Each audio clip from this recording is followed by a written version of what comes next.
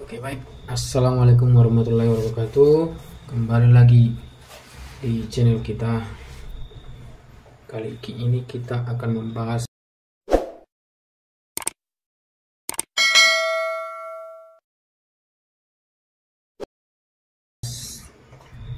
apa yang dimaksud dengan pasal 170 KUHP dan pasal 351 KUHP. Sebelum kita melanjutkan pembahasan kita, buat rekan-rekan jangan lupa tekan tombol subscribe, like, dan bagikan sebanyak-banyaknya, biar apa perkembangan dalam channel kita ini, channel pengusaha, bisa rekan-rekan semua tahu. Oke guys, di sini kita akan terlebih dahulu membahas terkait apa yang dimaksud dengan pasal 170 KUHP. Jadi pada intinya pasal 170 KUHP itu menyatakan barang siapa yang secara terang-terangan dan bersama-sama menggunakan kekerasan terhadap orang atau barang diancam dengan pidana paling lama 5 tahun 6 bulan.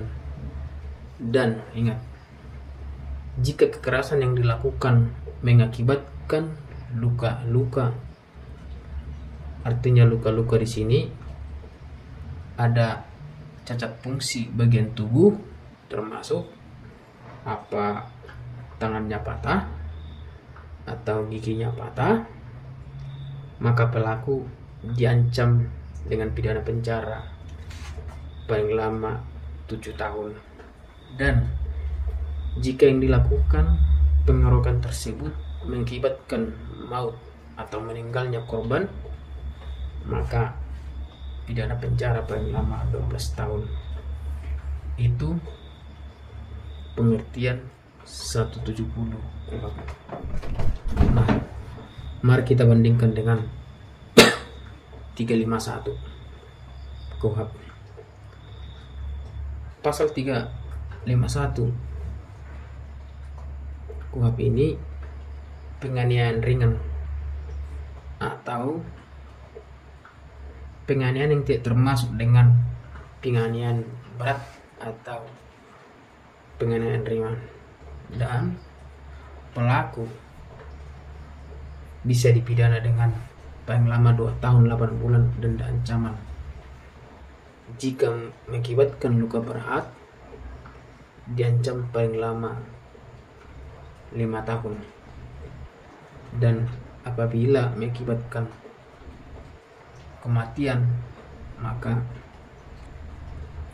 pelaku diancam 7 tahun. Jadi di sini kita menjelaskan apa perbedaan dan apa pengertian antara pasal 170 KUHP dengan pasal 351. Ingat, sama-sama pasal 170 dengan pasal 351 KUHP ini sama-sama penganiayaan, akan tetapi berbeda rules dan kemana pasal yang diterapkan.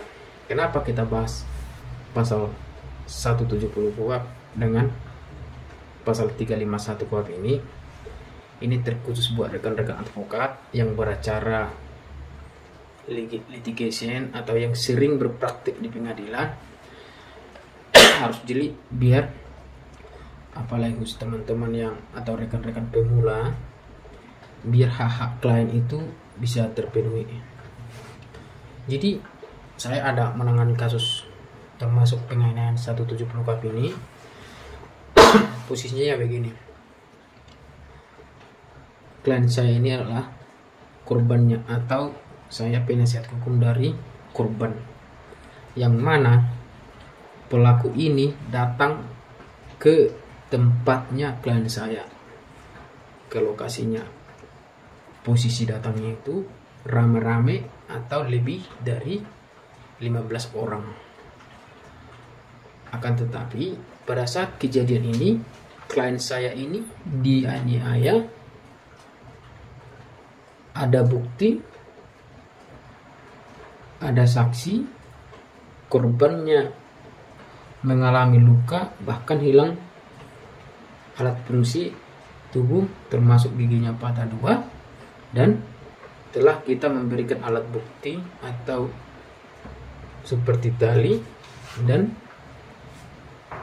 visum juga kita lakukan, sudah diserahkan ke pihak penyidik. Ingat, pasal 170 KUHP ini sudah kita serahkan berdasarkan pasal 184 KUHP itu, dan sudah jelas terang benderang ada pengakuan, ada korban, dan ada visum. Nah, pada saat terjadinya laporan 170 KUHP ini, penyidik sudah menyetapkan pelaku ini jadi tersangka. Akan tetapi dalam sebuah perjalanan ada perlawanan dari pelaku, menyatakan bahwa klien saya ini menganiaya dia dengan tuduhan pasal diduga pasal 351 yang penganiayaan dengan tadi. Ini harus diperhatikan. Dia yang datang atau pelaku ini atau diduga pelaku ini yang sudah jadi tersangka datang ke tempat korban. Nah, korbannya seperti yang kita bilang tadi, sudah di BAP, sudah kita serahkan semua alat bukti dan alat yang digunakan oleh pelaku untuk menganiaya seperti tali. Dan pada saat kejadian sudah ditetapkan pelaku ini jadi tersangka 170, pelaku ini malah melapor balik klien saya ini atau korban ini dengan pasal 351. Nah, di sini penyidik harus mengerti apa pengertian dari pasal 351, dan pengacara dari korban ini atau bagi rekan-rekan nanti yang menangani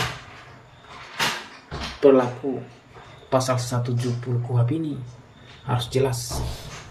Jangan sampai lengah. Ini pelaku jangan sampai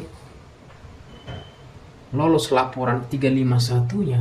Seperti yang kita bilang, pelaku datang ke tempat korban.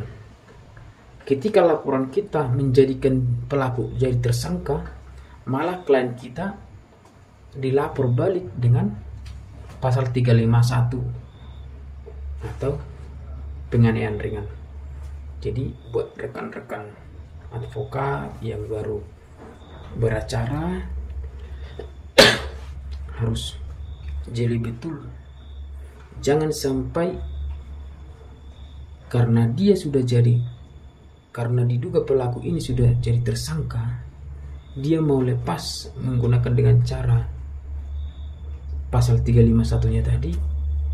Kita harus membantah betul bagaimana dia datang ke TKP dan bagaimana dia melakukan dan kenapa dia harus melapor balik lagi menggunakan pasal 351. Oke teman-teman, jika teman-teman semuanya ingin koordinasi atau ingin bertanya terkait pasal 351 sampai sejauh mana kasusnya dan kenapa menjadi laporan balik 351, bisa teman-teman menulis di kolom komentar atau menjapri kita. Oke guys, untuk teman-teman yang bertanya pasti akan kita membalas dan menjawab melalui video. Sekian video kita ini. Sekali lagi terima kasih. Assalamualaikum warahmatullahi wabarakatuh.